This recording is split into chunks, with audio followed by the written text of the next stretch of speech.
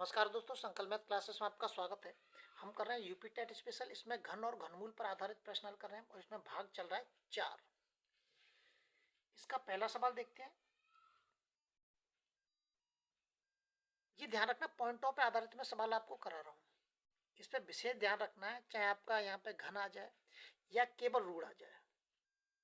अगर केवल इस तरीके से रूढ़ होता है तो इसका मतलब है वर्ग। और अगर इस रूढ़ पे इस जगह पे अगर वो 3 लगा के देता है या 4 लगा के देता है या 5 लगा के देता है तो इसका मतलब जो अंदर जो संख्या लिखी हुई है उसके हमें 3-3 के जोड़े बनाने हैं या 4-4 के जोड़े बनाने हैं या 5-5 के जोड़े बनाने हैं। लेकिन अगर 2 होगा तो 2 यहाँ पे वो लिख के नहीं देगा। ये आपको अपने आप समझना पड़ेगा कि ये वर्गमूल हमें इसका निकालना है। जैसे ये वाला सवाल दे रखा है, इसका हमें वर्गमूल निकालना है और इसका हमें घनमूल निकालना है। इस तरीके से आपको इन चीज़ों का विशेष ध्यान रखना है। अब आता है इसमें पॉइंट का मैटर आता है इसमें कि पॉइंट कितने अंकों के बाद लगा हुआ है। 1 2 3 4 5 6 7 8 9। जब 9 के बाद पॉइंट लगा हुआ है तो इसमें क्या दे रखा है, हमें घनमूल निकालना है। घनमूल का मतलब 3, इसका मतलब 3-3 के जोड़े बनाने हैं। तो लास्ट में जो भी हमें इसका इस संख्या का जो भी घनमूल होगा उसमें 3 अंक के बाद केवल हम पॉइंट लगा देंगे। अब देखिए, इसका सबसे पहले हम देखते हैं इसकी एक कौन सी संख्या का घनमूल है। तो इसका लास्ट का इकाई का अंक लेते हैं। इकाई के अंक का क्या करें, हम घन करेंगे। घन करने के बाद सत्तू सत्तू 49 इंटू के साथ और 7 नम 63। अब लास्ट की अंक का ही गुणा करना है, केवल हमें लास्ट के अंक का गुणा करते जाइए। तो इसका जो लास्ट का अंक होगा इसका इस घनमूल का कितना होगा, 3 होगा। अब 3 आ गया। अब क्या करेंगे, 3 अंकों को हम क्या कर देंगे, छोड़ देंगे। 3 अंक की हमें लास्ट के छोड़ने हैं। बाकी जो संख्या बचेगी वो हमें ये पता करना है कि ये किन दो घनमूलों के बीच की अंतर आती है। तो 79 किसके बीच में आएगी, जो 79 है वो 4 चौक 16, 16 चौक 64 और 55 25, 25 पंजे 125। मतलब ये जो 79 है ये इन दोनों संख्याओं के बीच में आएगी आएगी और इन दोनों संख्याओं में से छोटी कौन सी है, 64, मतलब 4। ये कितने का घनमूल है, वो कितने का घन है, 4 का है। तो 4 हम यहाँ पे रख देंगे। इसका मतलब ये जो संख्या दे रखी है ये हमें छोटी संख्या ही रखनी है हमेशा में। ये जो संख्या दे रखी है 43 का घनमूल है। और इसमें पॉइंट कितने अंक के बाद लगाना, 3 अंक के बाद। तो 1 2, एक पॉइंट अपनी तरफ से लगा देंगे, 3 बस हो गया। इसका जो आंसर होगा 0.043 इसका आंसर हो जाएगा। ये ऑप्शन आपका इसमें एकदम सही होगा। अगला सवाल देखते हैं। अगला जो सवाल दे रखा है इसमें, अगला दे रखा है, देखिए इसमें कुछ बताने की जरूरत नहीं है मुझे। इसका घनमूल निकालना है, उसका वर्गमूल निकालना है। यहाँ पर कुछ भी नहीं दिया है, इसका मतलब इसका वर्गमूल निकालना है हमें। पॉइंटों के बारे में परेशान होने की जरूरत नहीं है। अगर वर्गमूल है तो हमें क्या चाहिए, 2-2 के जोड़े चाहिए। घनमूल है तो 3-3 के जोड़े चाहिए। लेकिन इसमें केवल एक ही 3 का जोड़ा दे रखा है। इसका मतलब क्या चाहिए, पॉइंट के 1 चाहिए इसके अंदर। 64 कितने का घन होता है, 4 का होता है। 4 का होता है। पॉइंट कितने अंक के बाद लगाओ, 3 अंक के बाद। इसका मतलब इसमें हम कितने अंक के बाद लगाएंगे, 1 अंक के बाद।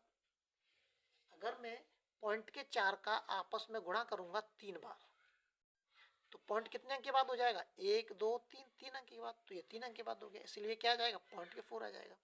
अब ये दे रखा है, ये कितने का है, ये 121 कितने का होता है, 11 का। तो प्लस के 1 पॉइंट के 1।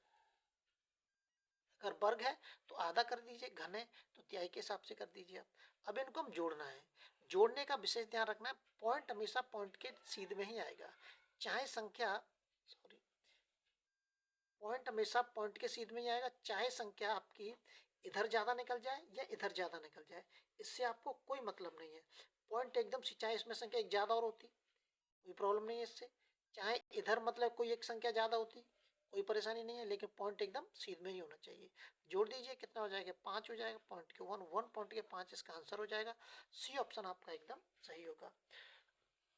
प्रश्न नंबर 3 देखते हैं। ये कितने का, अब हमें ये पता होना चाहिए कि कितने का घन है। सबसे पहले तो ये पता करना है कितने का घन है ये। अब इसका घनमूल निकालना पड़ेगा हमें। तो इसका सबसे पहले क्या करेंगे, 3 का हमें 3 का आपस में गुणा करना है 3 बार, मतलब 3 का घन निकालना है हमें। तो 3 का 9, 9 3 27, मतलब 27 आएगा। इसका मतलब कितने का इकाई का अंक कितना आएगा, 7। तो 7 हमने यहाँ पे रख लिया। 3 अंक छोड़ देते हैं, 3 अंक छोड़ दीजिए, कितना बचा, 19। 19 किसके बीच में आएगा, 2 दूनी 4, 4 दूनी 8 और 3 का 9, 9 27, इसके बीच में आएगा 19। कितना सरल है निकालना। ये कितने का है, 2 का घन है ना, तो 2 इसके बगल में रख दीजिए। इसका मतलब ये कितने का है, 27 का घन है। तो संख्या मैंने सीधी बाहर निकाल दी है, बराबर। ये प्रश्नवाचक चिन्ह है, इसका मान हमें निकालना है, तो मैं इसकी जगह x निकाल देता हूँ। जब कभी भी इस तरीके से गुणा में संख्या आ जाए और इसका मान निकालना हो और इसके साथ कोई संख्या और रखी हो, तो इस संख्या का हम सीधा इसके अंदर भाग दे देते हैं। तो 3 से कट जाएगी कितनी बार, 3 नम 27, तो x का मान आ जाएगा आपका 9। तो डी ऑप्शन आपका एकदम सही हो जाएगा। ध्यान रखना है इन चीजों का। अगला सवाल देखते हैं। अगला जो सवाल दे रखा है, ये दे रखा है 0.09, इसका तो कुछ करना ही नहीं है, ये तो निकली हुई है। ये निकालना है हमें। ये 64 कितने का घनमूल होता है, 64 होता है हमारा 4 का। कितने का होता है, 4 का। अब देखते हैं पॉइंटों का मैटर, कितने अंक के बाद पॉइंटर है, 1 2 3 4 5 6। इसका मतलब कितने अंक के बाद लगाना है इसमें, 3 अंक के बाद लगाना है इसमें। ये हो गया 0.004। और एक संख्या दे रखी है 0.09, बीच में लगा है गुणा का निशान। आपको पॉइंटों के बारे में सोचने की बिल्कुल जरूरत नहीं है। सबसे पहले अंकों का गुणा करेंगे, 9 चौक 36, गुणा कर दिया। गुणा में पॉइंट जितने अंक के बाद लगा होगा वो सभी अंक हमें गिनने पड़ते हैं। गुणा में पॉइंट जितने अंकों के बाद लगे होंगे वो सभी अंकों को हम काउंट करेंगे। तो 1 2 3 4 5, इसका मतलब इसमें 5 अंक के बाद पॉइंट लगाना है, 1 2 3 4 5। तो पॉइंट कहाँ लगे, यहाँ लगे। 0.0036 का है, 0.0036 बी आंसर आपका एकदम सही हो जाएगा। अगला सवाल देखते हैं। ये टेट और सी टेट के लिए, सबके लिए बहुत महत्वपूर्ण है, ध्यान रखना है आपको। ये टेट और सी टेट के लिए बहुत ही ज्यादा महत्वपूर्ण सवाल है।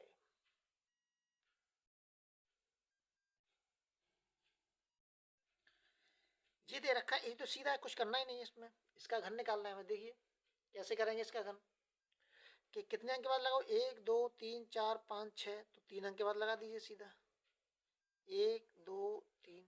ये आंसर हो गया आपका। देखिए क्या, सी ऑप्शन आपका एकदम सही हो जाएगा। अगला सवाल देखते हैं। अगला जो सवाल दे रखा है इसमें, ये सवाल आपको अपने आप करने हैं। इन सवालों को मैं नहीं बताऊंगा, क्योंकि इन पे आधारित मैं सवाल आपको बता चुका हूँ। ये सवाल आपको अपने आप करना है, ये भी सवाल आपको करना है। ये मैंने बता दिया कि ऐसे भी आ सकता है और ऐसे भी आ सकता है। अगला सवाल देखते हैं। ये रीजनिंग का एक सवाल है। किसी सांकेतिक भाषा में चेयर को, CHAIR, चेयर को क्या कहते हैं, 39 कहते हैं। अब सबसे पहले ये पता करना 39 आई कैसे। देखो सी का कोड कितना होता है, सी का कोड होता है हमारा 3, और एच का कितना कोड होता है, एच का होता है हमारा 8, ए का कितना होता है 1 होता है, और आई का कितना होता है 9 होता है, और आर का होता है हमारा 18। ये पता है। अब इनको जोड़ के देखिए कितने कितने बैठेंगे। 9 दूनी 18, 9 तीय 27, वो 18 18 और 9 कितने, 27 27, 27 और 9 चौक 36, 36 और 3 39, सही है। इसका मतलब इसने जोड़ दिए हैं सारे। ये जो हम इनके जो कोड है ये सारा जोड़ दिया है, ऐसे हम इसको कर देंगे, फिर हम भी जोड़ देंगे ऐसे ही। इसी तरीके से हम जोड़ देंगे, PANTHER, इनको जोड़ देंगे। जोड़ने के बाद जो उत्तर आएगा वही आपका आंसर होगा। P का मान कितना होता है, 16 होता है, A का मान 1 होता है, और जो N का जो कोड होता है, M का 13 होता है, तो N का कितना हो गया, 14 हो गया। T का मतलब 20 हो गया, मतलब 20 हो गया। H का 8 होता है, और E का होता है 5, E का कितना होता है 5, और R का जो कोड होता है 18 होता है R का। अब आप क्या करेंगे, सभी जो पॉइंट दे रखे हैं, मैंने कोड रखे हुए हैं, इन सबको क्या करेंगे, जोड़ेंगे। जोड़ने के बाद जो आपका आंसर होगा वही आपका इसमें आंसर होगा। अगले वीडियो में आपसे फिर मिलते हैं। जब तक आप अपने लेवल पर वीडियो को शेयर और सब्सक्राइब जरूर करें।